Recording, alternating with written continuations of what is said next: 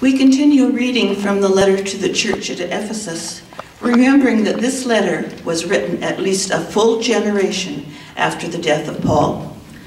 The growing persecution of these early followers of Jesus was growing with increasing violence. In this passage, the writer takes the traditional language of war and turns it into armor for faithful disciples in very difficult circumstances. This letter would have been circulated to many of the Christian communities in the region as a way to encourage them to remain strong in love. I'm reading Ephesians chapter 6, verses 10 to 20. Finally, be strong in spirit. Put on the whole armor of God so that you will be able to stand firm in love. For our struggle is not against others, but against the rulers, the authorities, and against the cosmic powers of fear. Therefore, take up the whole armor of God so that you will be able to stand firm in love.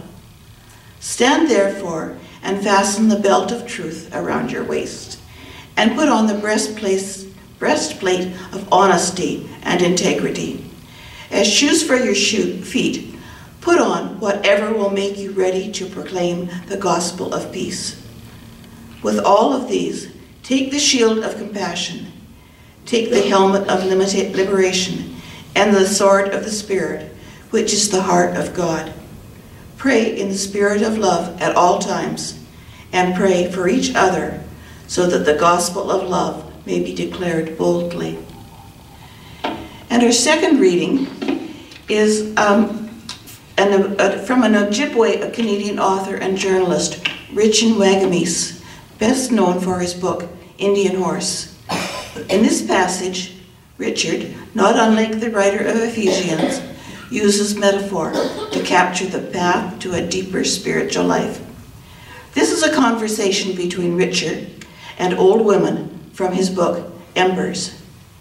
Richard says, "What is the greatest teaching in life?" And the old woman responds, "You have to make your own moccasins." Richard says, "You're kidding, right?" Old woman, "No, you make them from the hide of your experiences, all the places you have walked. You sew them with the thread of the teachings, the lessons embedded in all the hard miles. You stitch them together with the needle of your intentions to walk the spiritual path, and when you're finished, you realize that Creator lives in the stitches. That's what helps you walk more gracefully." And Richard says, "I got busy learning how to sew." May these words open us to Spirit's presence. And may wisdom come to us this day. Thanks, Joan.